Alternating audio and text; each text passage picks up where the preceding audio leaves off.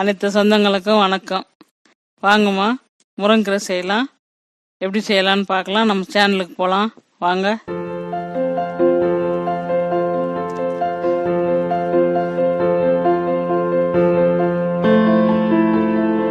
கடாயை வச்சுக்கலாம். கடாயை சூடானதும் ஆயில் போடலாம். கொஞ்சம்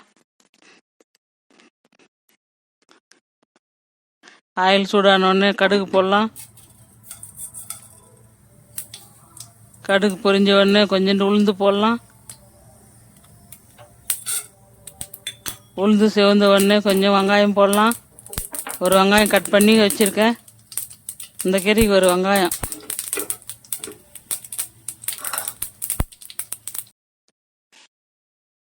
கட் பண்ணி வச்சு ஒரு வெங்காயம் போடும். ஒரு வெங்காயம் கட் பண்ணி நல்லா வரட்டும். செவராக வரட்டும்னு பார்க்கலாம். கொஞ்சம் உப்பு போடலாம்.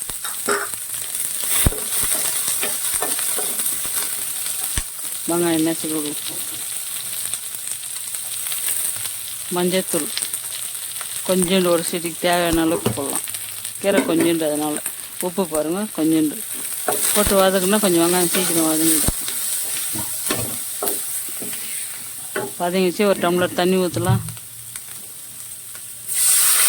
ஒரு டம்ளர் கீரைக்கு தகுந்த மாதிரி ஒரு அரை டம்ளர் இல்லை ஒரு டம்ளர், எவ்வளோ நம்ம கீரை வைக்கிறோமோ அவ்வளோ தண்ணி குறைச்சிக்கணும். அப்படி இப்போ இந்த தண்ணி வந்து சூடு ஏறட்டும். கொஞ்சம் நேரம் இப்போ சூடு ஏறிச்சு. கீரை போடலாம்.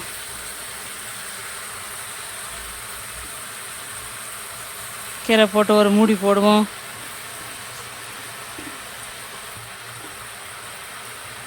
மூடி போடலாம்.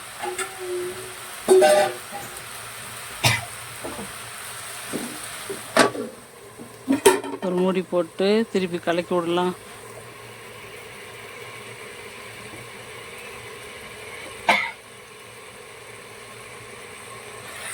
கலக்கி விடலாம். பாருங்கள், கொஞ்சம் சூடு ஏறிக்குது. கலக்கலாம். அப்படியே அந்த ஆவிலே தண்ணியெலாம் சுண்டிட்டு போய் தான் நம்ம கீரை போடுறோம். அதனால் அந்த வெங்காய சூட்லேயே திருப்பி நம்ம மூடணும்னா, மூடும்போது ஒரு ஆவியில் அந்த கொஞ்சம் தண்ணி வரும் அதில். அதனால அந்த ஆவிலே தான் கீரை வேக வைக்கணும். ரொம்ப நேரம் வேகவும் விடக்கூடாது, தண்ணியில் போடக்கூடாது. கரெக்டாக லிமிட்டாக எடுக்கணும். முருங்கீரை சாப்பிட்டா உடம்புக்கு அவ்வளோ நன்மை. குழந்தைங்களுக்கெல்லாம் கூட தெரியலன்னா தெரியாத மாதிரி முட்டையில் போட்டு கொடுக்கலாம்.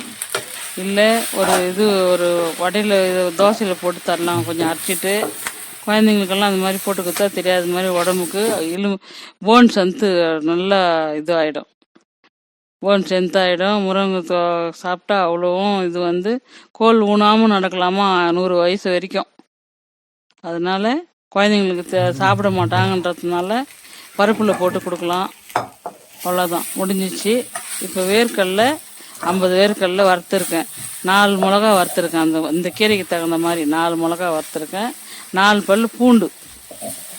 வேர்க்கடலை நைஸாக மிளகா வேர்க்கடலையும் அரைச்சிட்டு கொஞ்சம் குறப்பாக அரைச்சிட்டு பூண்டு போட்டு 2 சுற்று, இப்படி ஒரு சுற்று அப்படி ஒரு சுற்று மிக்சியில் அரைக்கணும். அவ்வளோதான்.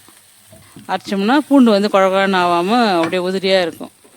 இப்போது அந்த வேர்க்கடலை பொடி எப்படி பண்ணியிருக்குன்னு பார்க்கலாம். இது பாருங்கள், இந்த மாதிரி தான் இருக்கும். உதிரியாக இருக்கும் அந்த மாதிரி அரைச்சோம்னா.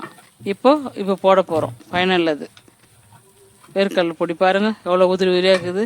நம்ம பூண்டு போட்டு அரைச்சினே இருந்தோம்னா குழகுழன்னு ஆகிடும். அதனால் இப்படியே சுற்று அப்படியே சுற்றுனா பூண்டு மெசிஞ்சிடும். இப்போது பாருங்கள்,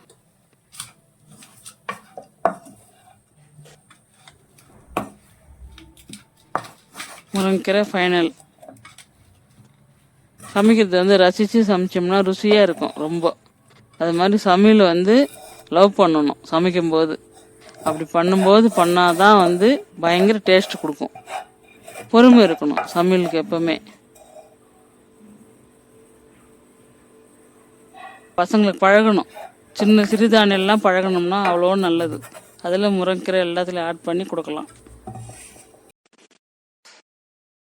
பாருங்கள், பார்க்கறதுக்கு எவ்வளோ கலர்ஃபுல்லாக இருக்குது.